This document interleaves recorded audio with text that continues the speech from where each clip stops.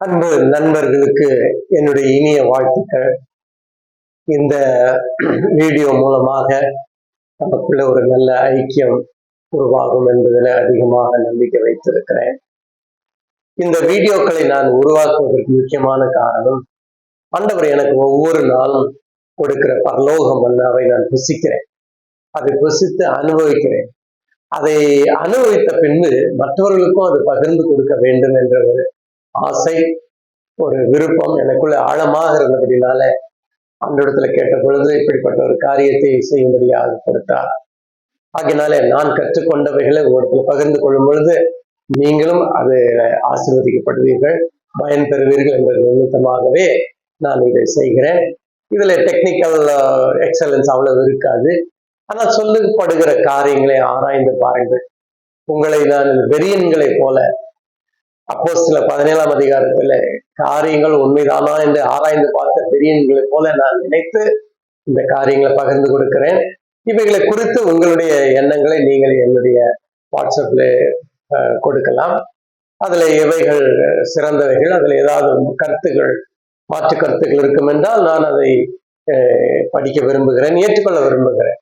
So I give you all freedom to criticize me, all freedom to appreciate me, all freedom to encourage me, all freedom to advise me not to do certain things. I will be very grateful and open to you.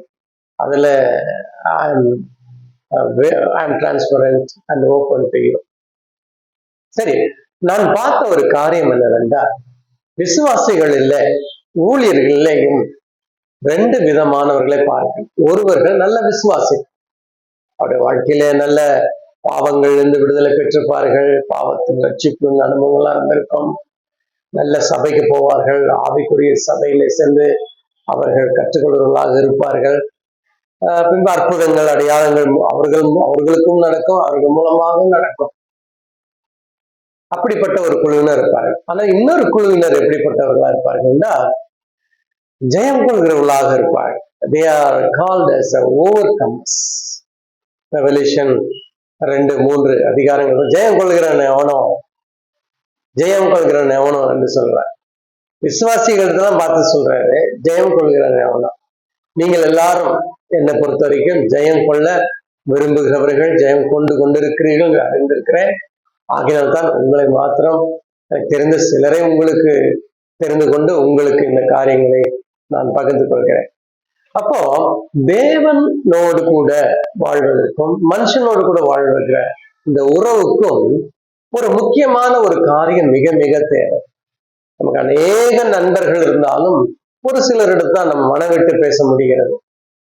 ஆனால் தேவனோடு கூட நம்ம மனவிட்டு பேசுவதற்கு சில individual speciality நம்ம இடத்துல இருக்க வேண்டும், தனித்தத்துவம், இண்டிவிஜுவல் ஸ்பெஷாலிட்டி நம்ம இடத்துல இருந்தால்தான் அது நடக்கும். அது என்னவென்றால், உதாரணமாக 2 நண்பர்கள் எடுத்துக்கணும். அந்த 2 நபர்களும் அல்லது நண்பர்களும் உடைய ஐக்கியமும் நட்பும் நல்லா வளர வேண்டும் என்றால் 2 பேருமே அவர் இவருக்கு தேவை, இவர் அவருக்கு தேவை என்பது நல்லா உணர்ந்திருக்க வேண்டும்.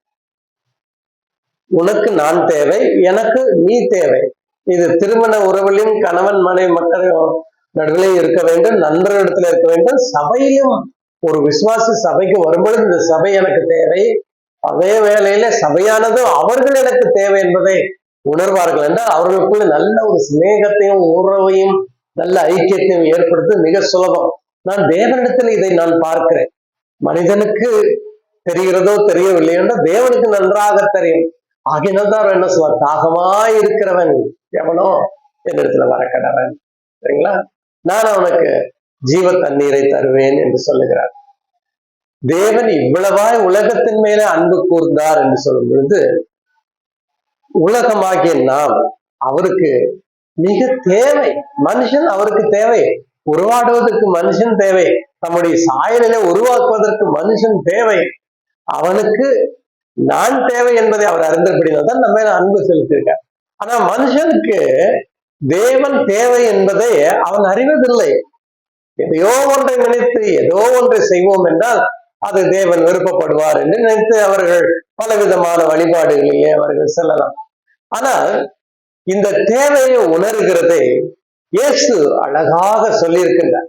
உதாரணமாக மத்தேயு 5, 6, 7 அதிகாரங்கள் எல்லாம் சர்மன் ஆன் தி மவுண்ட், மலைப்பிரசங்கம் என்று சொல்லப்பட்ட உலக புகழ்பெற்ற போதனைகளை கொண்ட ஒரு 3 அதிகாரம் அது.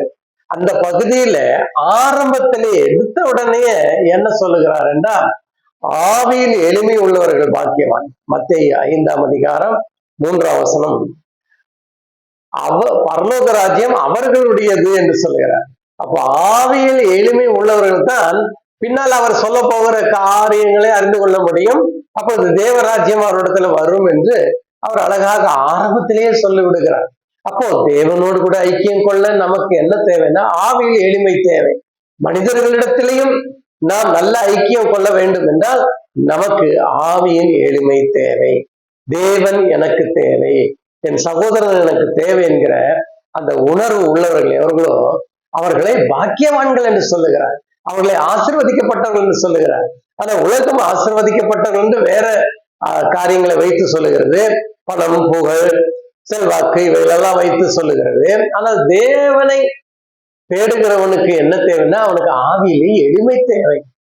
மற்றவர்களோடு கூட நல்ல ஒரு ஐக்கியத்தை ஏற்படுத்த வேண்டும் என்றால் சபையிலும் மற்ற வேற எந்த குழுக்களிலும் ஐக்கியம் உண்டாக வேண்டும் என்றால் ஒவ்வொருவருக்கும் இந்த ஆவியின் எளிமை இருந்தால் தான் முடியும். நீங்கள் உங்களுடைய நெருங்கிய நண்பரை யோசித்து பாருங்க.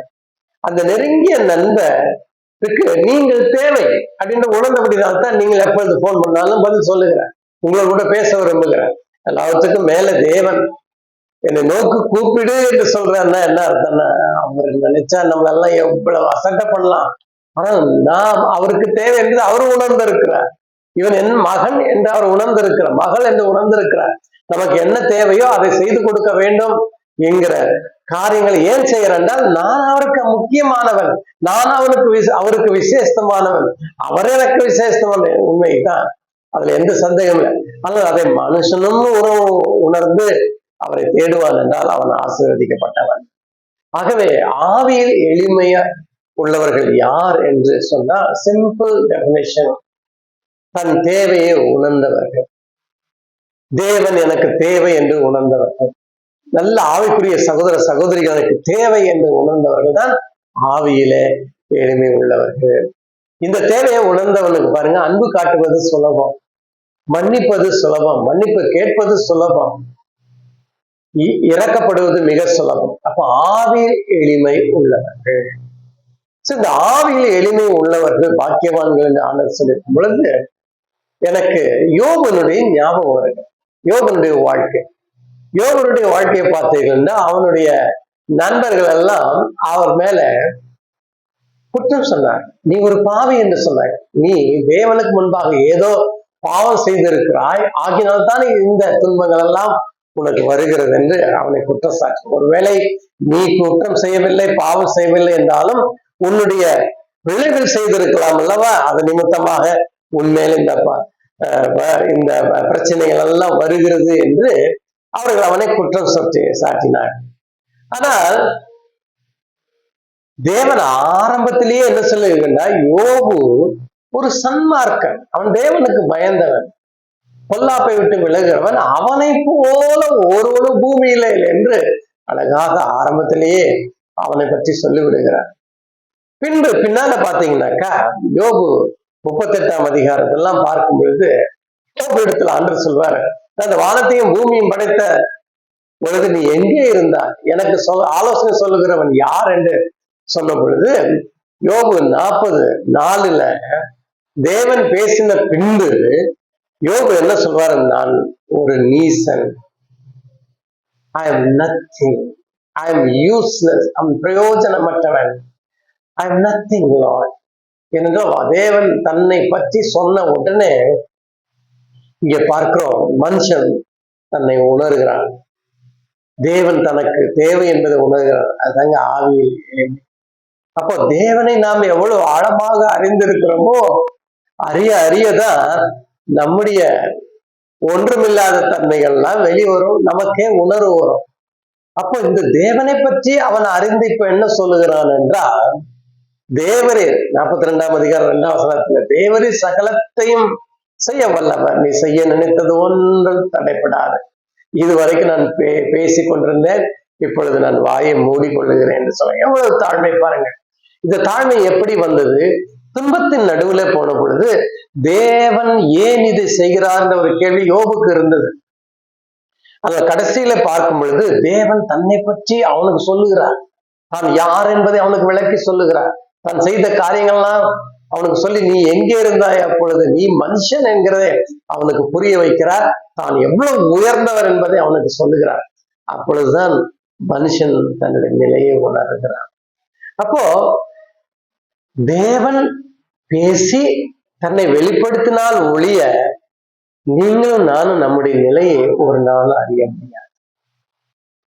அவர் பேசினால்தான், தன்னை பற்றி அவர் நம்மிடத்துல பேசினால்தான் நாம் ஒன்றுமில்லை என்பதை உணர முடியும்.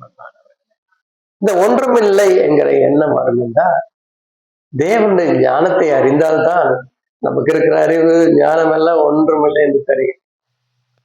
நாம் எவ்வளவு நீசன், எவ்வளவு நத்திங்னஸ் நமக்குள்ள இருக்கிறது, எவ்வளவு ஸ்மால்னஸ் நமக்குள்ள இருக்கிறது என்பதை அவரை அறியத்தான் நமக்கு உண்டாகும். தேவனை பொறுத்த வரைக்கும் அவனுக்கு கொடுத்த, யோபுக்கு கொடுத்த வெளிச்சத்தில் அவன் நடந்தான். So Job was perfect in the sight of God. ஆனால் பின்னால பார்ப்பீர்கள் என்றால் 42ஆம் அதிகாரம் 7ஆம் வசனத்துல தேவன் அவனுடைய நண்பர்கள் மேல கோபம் கொள்ளுகிறார்.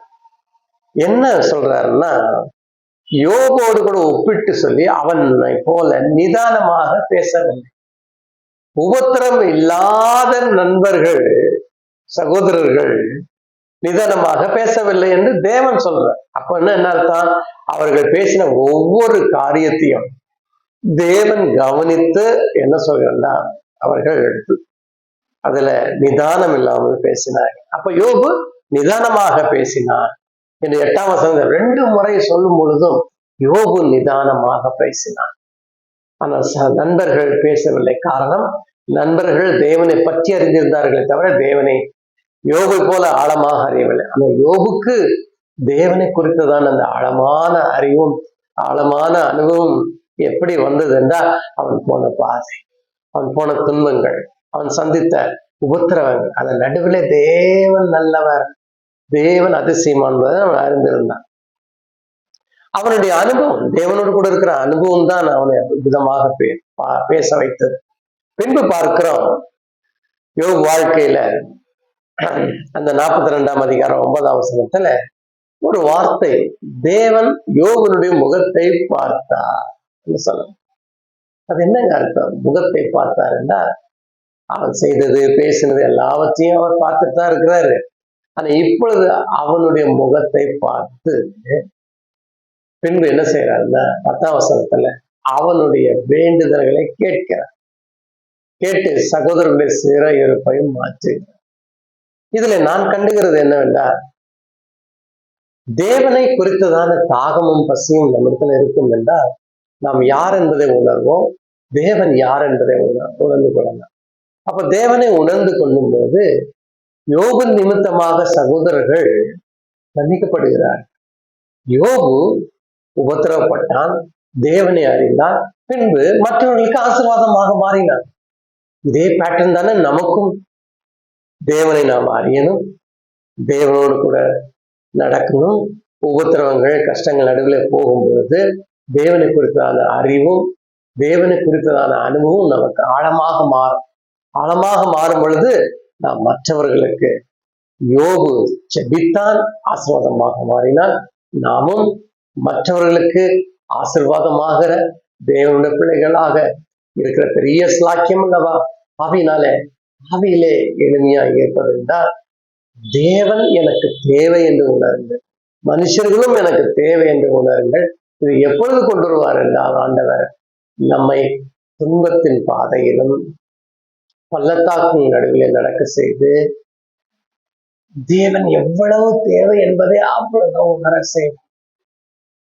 மனுஷர்களும் நமக்கு தேவை. இந்த தேவையை உணர்ந்தவன் தான் ஆவிலே எழுந்துள்ளான், அவனுக்கு தேவன் கொடுக்கிறது என்னன்னா, தேவ ராஜ்யத்தையே எழுதி கொடுக்கிறாரா. தேவன் ராஜ்யம் அவனுடையதுன்ற என்ன ஒரு பிளஸிங் பாருங்க. இவைகளை எண்ணி பாருங்கள். இவைகள் உங்களுக்கு மிகவும் பிரயோஜனமாக இருக்கும் என்பதில் எனக்கு சந்தேகம் இல்லை. And God